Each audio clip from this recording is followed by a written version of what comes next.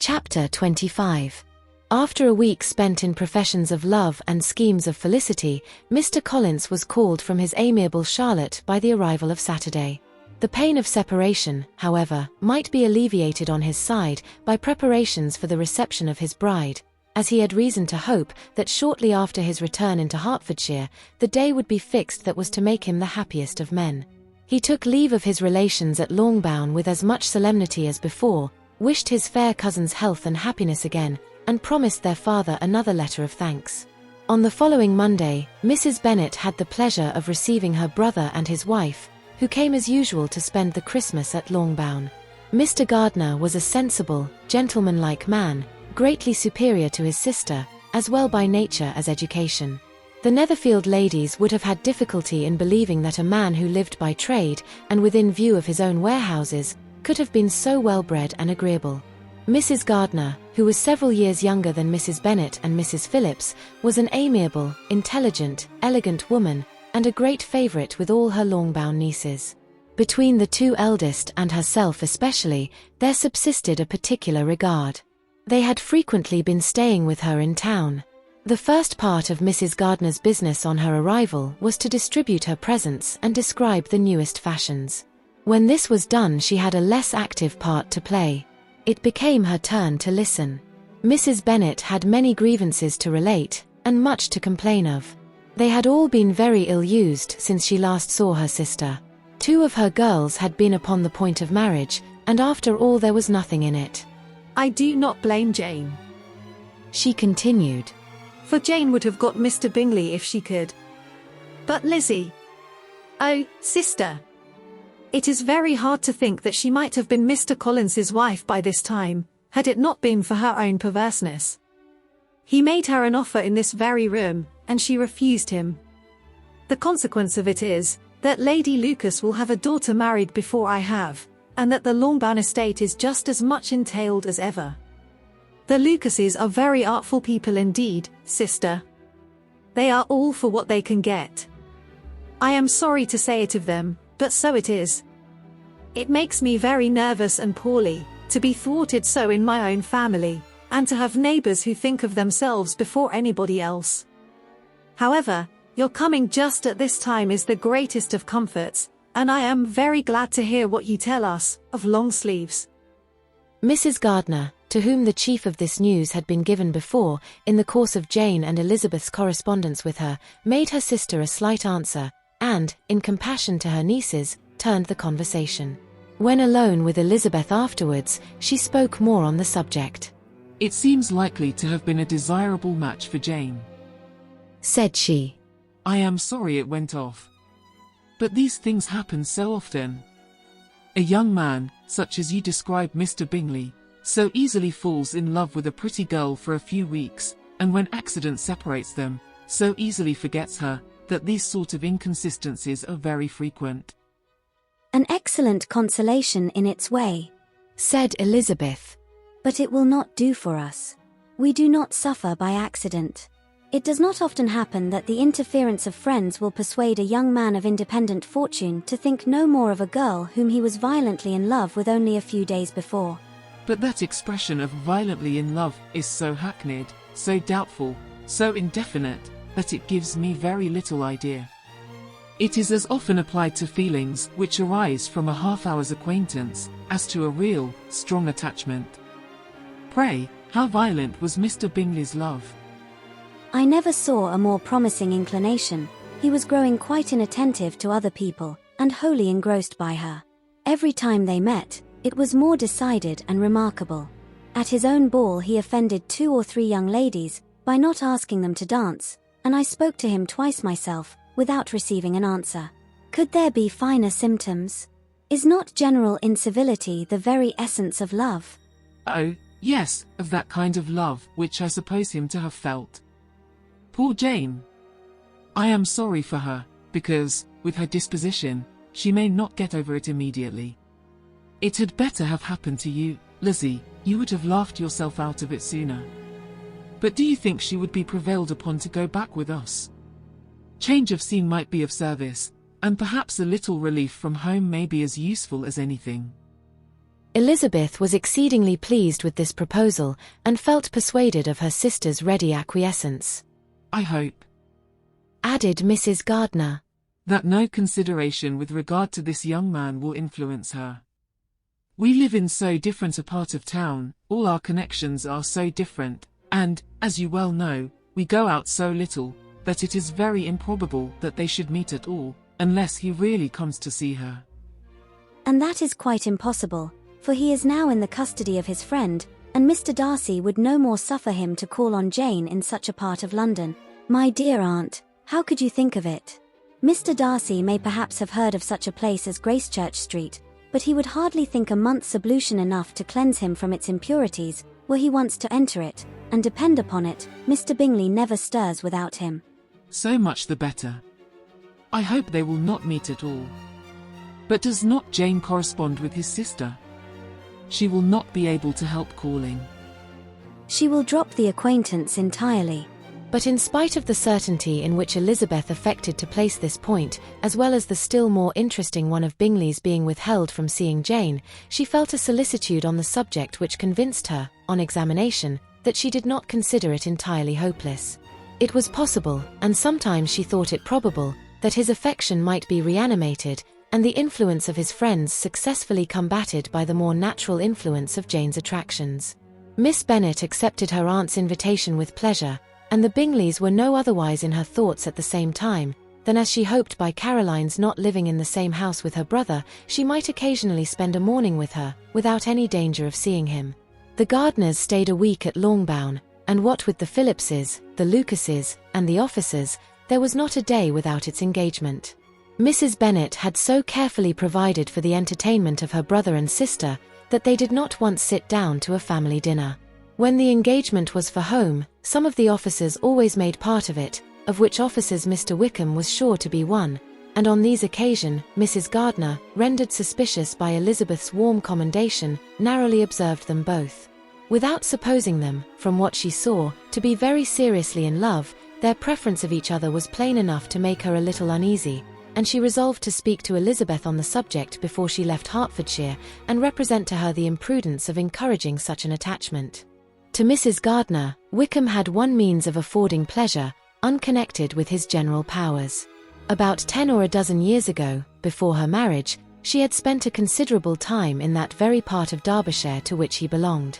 They had, therefore, many acquaintances in common, and though Wickham had been little there since the death of Darcy's father, it was yet in his power to give her fresher intelligence of her former friends than she had been in the way of procuring. Mrs. Gardiner had seen Pemberley, and known the late Mr. Darcy by character perfectly well. Here consequently was an inexhaustible subject of discourse. In comparing her recollection of Pemberley with the minute description which Wickham could give, and in bestowing her tribute of praise on the character of its late possessor, she was delighting both him and herself. On being made acquainted with the present Mr. Darcy's treatment of him, she tried to remember some of that gentleman's reputed disposition when quite a lad which might agree with it, and was confident at last that she recollected having heard Mr. Fitzwilliam Darcy formerly spoken of as a very proud, ill-natured boy. Chapter 26. Mrs. Gardiner's caution to Elizabeth was punctually and kindly given on the first favourable opportunity of speaking to her alone. After honestly telling her what she thought, she thus went on. You are too sensible a girl, Lizzie, to fall in love merely because you are warned against it, and, therefore, I am not afraid of speaking openly. Seriously, I would have you be on your guard. Do not involve yourself or endeavour to involve him in an affection which the want of fortune would make so very imprudent. I have nothing to say against him, he is a most interesting young man, and if he had the fortune he ought to have, I should think you could not do better. But as it is, you must not let your fancy run away with you. You have sense, and we all expect you to use it. Your father would depend on your resolution and good conduct, I am sure. You must not disappoint your father. My dear aunt, this is being serious indeed. Yes, and I hope to engage you to be serious likewise. Well, then, you need not be under any alarm. I will take care of myself, and of Mr. Wickham too. He shall not be in love with me, if I can prevent it. Elizabeth, you are not serious now. I beg your pardon, I will try again. At present I am not in love with Mr. Wickham. No, I certainly am not. But he is, beyond all comparison, the most agreeable man I ever saw, and if he becomes really attached to me, I believe it will be better that he should not. I see the imprudence of it.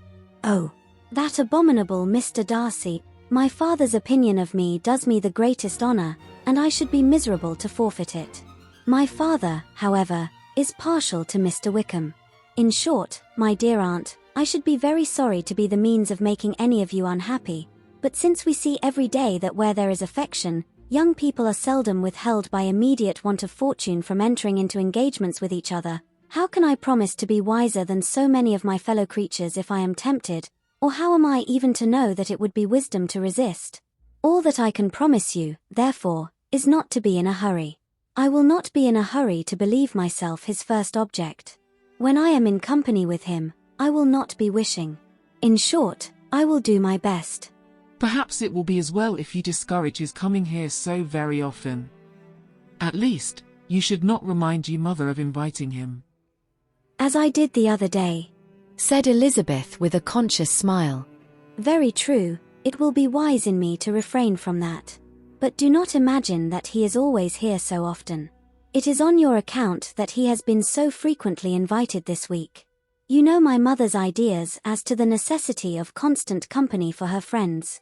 But really, and upon my honor, I will try to do what I think to be the wisest, and now I hope you are satisfied.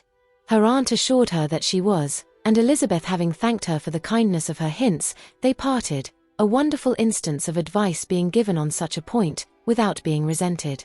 Mr. Collins returned into Hertfordshire soon after it had been quitted by the Gardiners and Jane, but as he took up his abode with the Lucases, his arrival was no great inconvenience to Mrs. Bennet.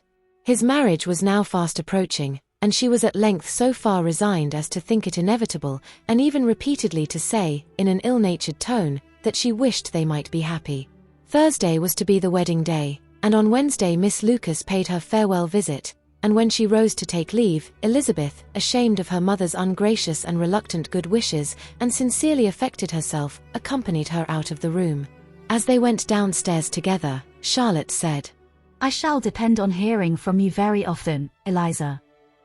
That you certainly shall. And I have another favor to ask you. Will you come and see me? We shall often meet, I hope, in Hertfordshire. I am not likely to leave Kent for some time.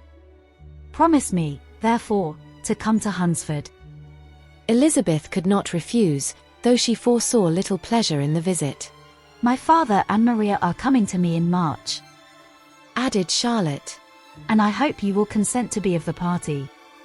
Indeed, Eliza, you will be as welcome as either of them. The wedding took place. The bride and bridegroom set off for Kent from the church door, and everybody had as much to say, or to hear, on the subject as usual. Elizabeth soon heard from her friend, and their correspondence was as regular and frequent as it had ever been. That it should be equally unreserved was impossible. Elizabeth could never address her without feeling that all the comfort of intimacy was over, and though determined not to slacken as a correspondent, it was for the sake of what had been, rather than what was. Charlotte's first letters were received with a good deal of eagerness. There could not but be curiosity to know how she would speak of her new home, how she would like Lady Catherine, and how happy she would dare pronounce herself to be. Though, when the letters were read, Elizabeth felt that Charlotte expressed herself on every point exactly as she might have foreseen. She wrote cheerfully, seemed surrounded with comforts, and mentioned nothing which she could not praise. The house, furniture, neighborhood, and roads were all to her taste, and Lady Catherine's behavior was most friendly and obliging. It was Mr. Collins's picture of Hunsford and Rosings rationally softened, and Elizabeth perceived that she must wait for her own visit there to know the rest. Jane had already written a few lines to her sister to announce their safe arrival in London, and when she wrote again, Elizabeth hoped it would be in her power to say something of the Bingleys. Her impatience for this second letter was as well rewarded as impatience generally is. Jane had been a week in town without either seeing or hearing from Caroline. She accounted for it, however, by supposing that her last letter to her friend from Longbourn had by some accident been lost. My aunt, she continued, is going tomorrow into that part of the town, and I shall take the opportunity of calling in Grosvenor Street. She wrote again when the visit was paid, and she had seen Miss Bingley. "I did not think Caroline in spirits," were her words.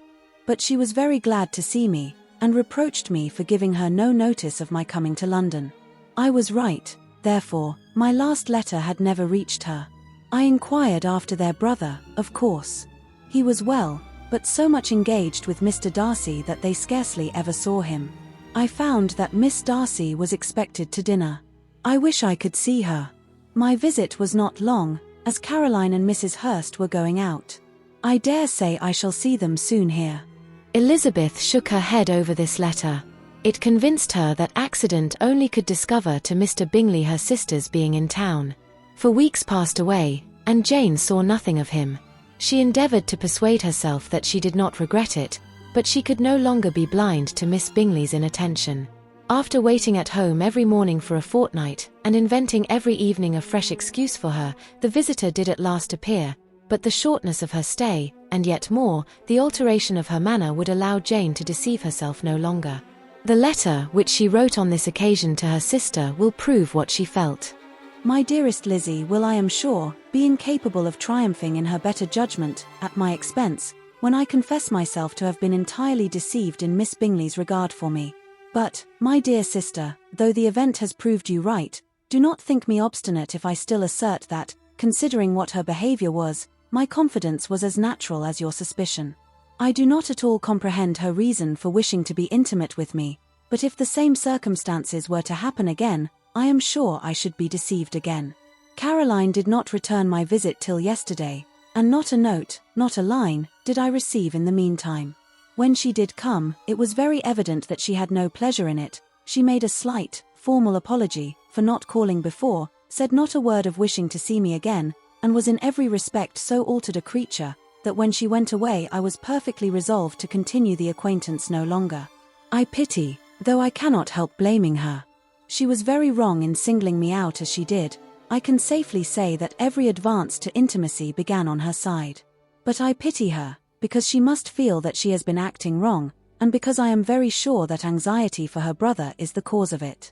I need not explain myself farther, and though we know this anxiety to be quite needless, yet if she feels it, it will easily account for her behaviour to me, and so deservedly dear as he is to his sister, whatever anxiety she must feel on his behalf is natural and amiable. I cannot but wonder, however, at her having any such fears now, because, if he had at all cared about me, we must have met, long ago. He knows of my being in town, I am certain, from something she said herself, and yet it would seem, by her manner of talking, as if she wanted to persuade herself that he is really partial to Miss Darcy. I cannot understand it. If I were not afraid of judging harshly, I should be almost tempted to say that there is a strong appearance of duplicity in all this. But I will endeavour to banish every painful thought, and think only of what will make me happy, your affection, and the invariable kindness of my dear uncle and aunt. Let me hear from you very soon. Miss Bingley said something of his never returning to Netherfield again, of giving up the house, but not with any certainty. We had better not mention it. I am extremely glad that you have such pleasant accounts from our friends at Hunsford. Pray go to see them, with Sir William and Maria. I am sure you will be very comfortable there, yours, etc. This letter gave Elizabeth some pain, but her spirits returned as she considered that Jane would no longer be duped, by the sister at least. All expectation from the brother was now absolutely over. She would not even wish for a renewal of his attentions. His character sunk on every review of it, and as a punishment for him, as well as a possible advantage to Jane, she seriously hoped he might really soon marry Mr. Darcy's sister, as by Wickham's account, she would make him abundantly regret what he had thrown away. Mrs. Gardiner about this time reminded Elizabeth of her promise concerning that gentleman, and required information, and Elizabeth had such to send as might rather give contentment to her aunt than to herself. His apparent partiality had subsided, his attentions were over, he was the admirer of someone else. Elizabeth was watchful enough to see it all, but she could see it and write of it without material pain. Her heart had been but slightly touched, and her vanity was satisfied with believing that she would have been his only choice, had fortune permitted it. The sudden acquisition of £10,000 was the most remarkable charm of the young lady to whom he was now rendering himself agreeable. But Elizabeth, less clear-sighted perhaps in this case than in Charlotte's, did not quarrel with him for his wish of independence. Nothing, on the contrary, could be more natural, and while able to suppose that it cost him a few struggles to relinquish her, she was ready to allow it a wise and desirable measure for both, and could very sincerely wish him happy.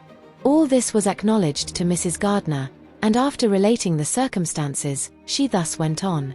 I am now convinced, my dear aunt, that I have never been much in love, for had I really experienced that pure and elevating passion, I should at present detest his very name, and wish him all manner of evil. But my feelings are not only cordial towards him, they are even impartial towards Miss King. I cannot find out that I hate her at all, or that I am in the least unwilling to think her a very good sort of girl. There can be no love in all this. My watchfulness has been effectual, and though I certainly should be a more interesting object to all my acquaintances were I distractedly in love with him, I cannot say that I regret my comparative insignificance. Importance may sometimes be purchased too dearly. Kitty and Lydia take his defection much more to heart than I do. They are young in the ways of the world, and not yet open to the mortifying conviction that handsome young men must have something to live on as well as the plain. Chapter 27. With no greater events than these in the Longbourn family, and otherwise diversified by little beyond the walks to Meryton, sometimes dirty and sometimes cold, did January and February pass away. March was to take Elizabeth to Hunsford. She had not at first thought very seriously of going thither, but Charlotte, she soon found, was depending on the plan, and she gradually learned to consider it herself with greater pleasure as well as greater certainty. Absence had increased her desire of seeing Charlotte again, and weakened her disgust of Mr. Collins. There was novelty in the scheme, and as, with such a mother and such uncompanionable sisters, home could not be faultless, a little change was not unwelcome for its own sake. The journey would moreover give her a peep at Jane, and, in short, as the time drew near, she would have been very sorry for any delay. Everything, however, went on smoothly, and was finally settled according to Charlotte's first sketch. She was to accompany Sir William and his second daughter. The improvement of spending a night in London was added in time, and the plan became perfect as plan could be. The only pain was in leaving her father, who would certainly miss her, and who, when it came to the point, so little liked her going, that he told her to write to him, and almost promised to answer her letter. The farewell between herself and Mr. Wickham was perfectly friendly, on his side even more. His present pursuit could not make him forget that Elizabeth had been the first to excite and to deserve his attention, the first to listen and to pity, the first to be admired, and in his manner of bidding her adieu, wishing her every enjoyment, reminding her of what she was to expect in Lady Catherine de Bourgh, and trusting their opinion of her, their opinion of everybody, would always coincide, there was a solicitude, an interest which she felt must ever attach her to him with a most sincere regard, and she parted from him convinced that, whether married or single, he must always be her model of the amiable and pleasing. Her fellow travellers the next day were not of a kind to make her think him less agreeable. Sir William Lucas, and his daughter Maria, a good-humoured girl, but as empty-headed as himself, had nothing to say that could be worth hearing, and were listened to with about as much delight as the rattle of the chaise. Elizabeth loved absurdities, but she had known Sir William's too long. He could tell her nothing new of the wonders of his presentation and knighthood, and his civilities were worn out, like his information. It was a journey of only 24 miles, and they began it so early as to be in Gracechurch Street by noon. As they drove to Mr. Gardiner's door, Jane was at a drawing-room window watching their arrival. When they entered the passage, she was there to welcome them, and Elizabeth, looking earnestly in her face, was pleased to see it healthful and lovely as ever. On the stairs were a troop of little boys and girls, whose eagerness for their cousin's appearance would not allow them to wait in the drawing-room, and whose shyness, as they had not seen her for a 12-month, prevented their coming lower. All was joy and kindness. The day passed most pleasantly away, the morning in bustle and shopping, and the evening at one of the theatres. Elizabeth then contrived to sit by her aunt. Their first object was her sister, and she was more grieved than astonished to hear, in reply to her minute inquiries, that though Jane always struggled to support her spirits, there were periods of dejection. It was reasonable, however, to hope that they would not continue long. Mrs. Gardiner gave her the particulars also of Miss Bingley's visit in Gracechurch Street, and repeated conversations occurring at different times between Jane and herself, which proved that the former had, from her heart, given up the acquaintance. Mrs. Gardiner then rallied her niece on Wickham's desertion, and complimented her on bearing it so well. But my dear Elizabeth, she added, what sort of girl is Miss King? I should be sorry to think our friend mercenary. Pray, my dear aunt, what is the difference in matrimonial affairs between the mercenary and the prudent motive? Where does discretion end and avarice begin? Last Christmas you were afraid of his marrying me because it would be imprudent, and now, because he is trying to get a girl with only £10,000, you want to find out that he is mercenary. If you will only tell me what sort of girl Miss King is, I shall know what to think. She is a very good kind of girl, I believe.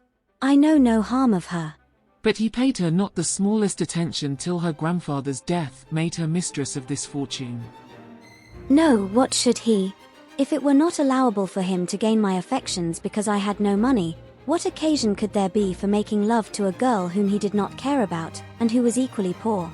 But there seems an indelicacy in directing his attentions towards her so soon after this event. A man in distressed circumstances has not time for all those elegant decorums which other people may observe. If she does not object to it, why should we? Her not objecting does not justify him. It only shows her being deficient in something herself, sense or feeling. Well, cried Elizabeth, have it as you choose. He shall be mercenary, and she shall be foolish. No, Lizzie, that is what I do not choose. I should be sorry, you know, to think ill of a young man who has lived so long in Derbyshire. Oh, if that is all, I have a very poor opinion of young men who live in Derbyshire, and their intimate friends who live in Hertfordshire are not much better. I am sick of them all. Thank heaven. I am going tomorrow where I shall find a man who has not one agreeable quality, who has neither manner nor sense to recommend him.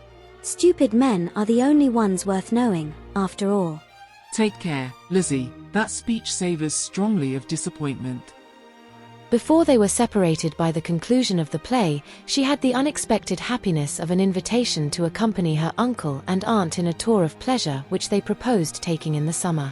We have not determined how far it shall carry us, said Mrs. Gardiner. But, perhaps, to the lakes. No scheme could have been more agreeable to Elizabeth, and her acceptance of the invitation was most ready and grateful. Oh, my dear, dear aunt, she rapturously cried. What delight! What felicity! You give me fresh life and vigor. Adieu to disappointment and spleen. What are young men to rocks and mountains? Oh, what hours of transport we shall spend! And when we do return, it shall not be like other travellers, without being able to give one accurate idea of anything. We will know where we have gone, we will recollect what we have seen. Lakes, mountains, and rivers shall not be jumbled together in our imaginations, nor when we attempt to describe any particular scene, will we begin quarrelling about its relative situation.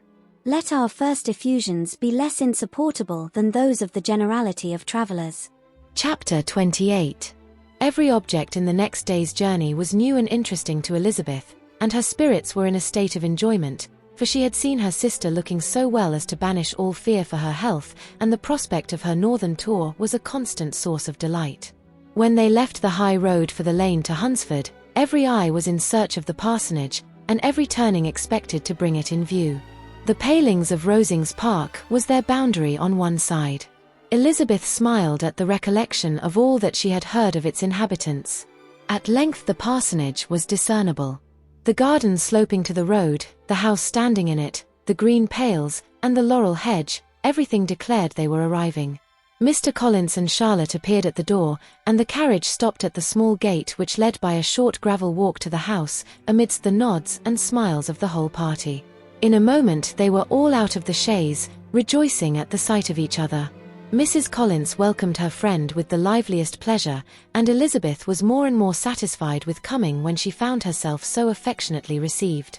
She saw instantly that her cousin's manners were not altered by his marriage. His formal civility was just what it had been, and he detained her some minutes at the gate to hear and satisfy his inquiries after all her family.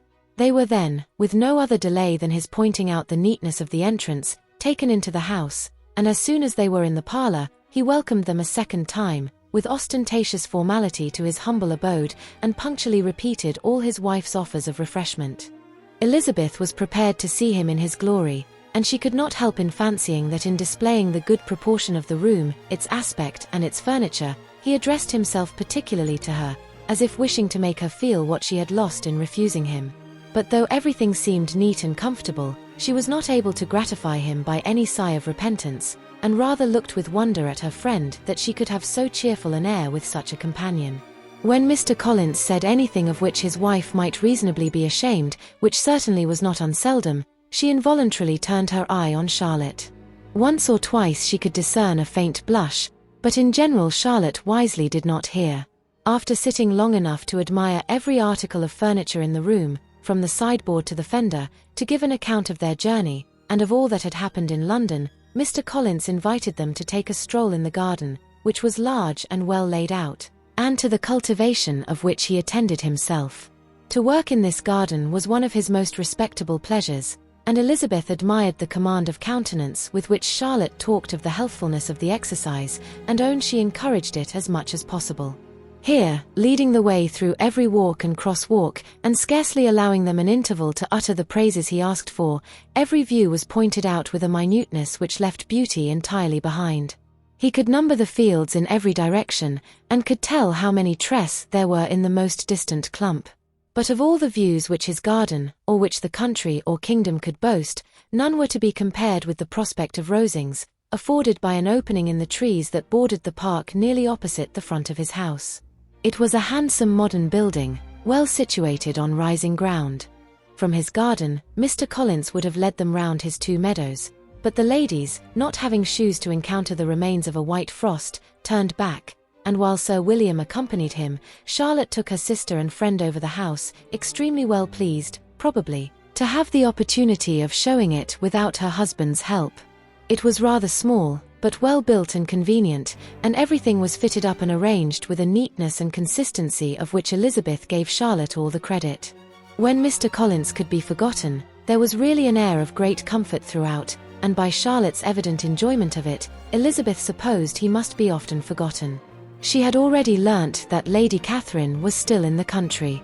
It was spoken of again while they were at dinner, when Mr. Collins, joining in, observed, "Yes, Miss Elizabeth, you will have the honour of seeing Lady Catherine de Bourgh on the ensuing Sunday at church, and I need not say you will be delighted with her. She is all affability and condescension, and I doubt not but you will be honoured with some portion of her notice when service is over. I have scarcely any hesitation in saying she will include you and my sister Maria in every invitation with which she honours us during your stay here. Her behaviour to my dear Charlotte is charming. We dine at Rosings twice every week, and are never allowed to walk home. Her ladyship's carriage is regularly ordered for us. I should say, one of her ladyship's carriages, for she has several." Lady Catherine is a very respectable, sensible woman indeed, added Charlotte, and a most attentive neighbour. "Very true, my dear, that is exactly what I say.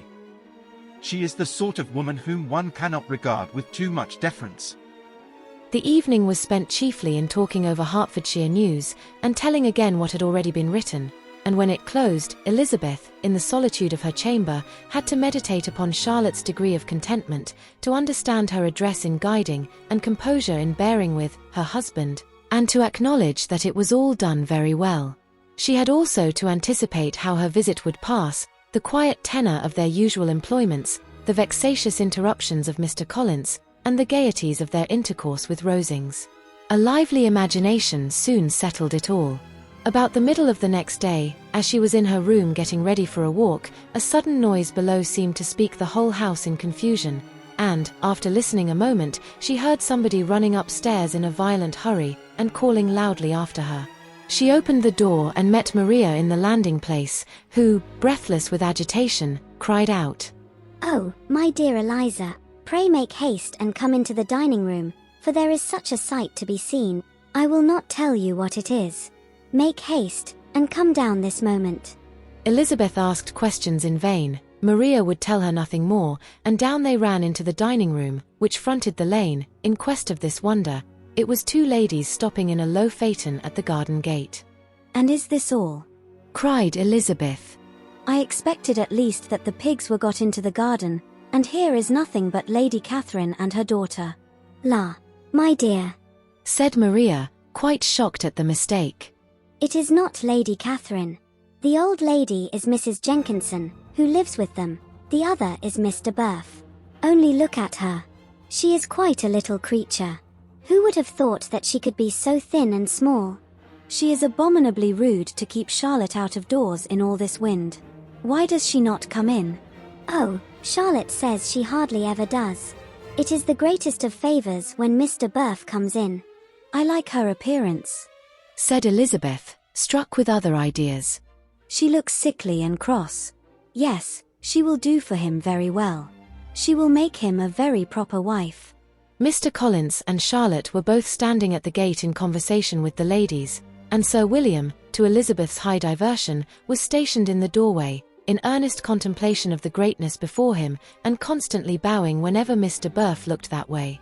At length there was nothing more to be said, the ladies drove on, and the others returned into the house. Mr. Collins no sooner saw the two girls than he began to congratulate them on their good fortune, which Charlotte explained by letting them know that the whole party was asked to dine at Rosings the next day.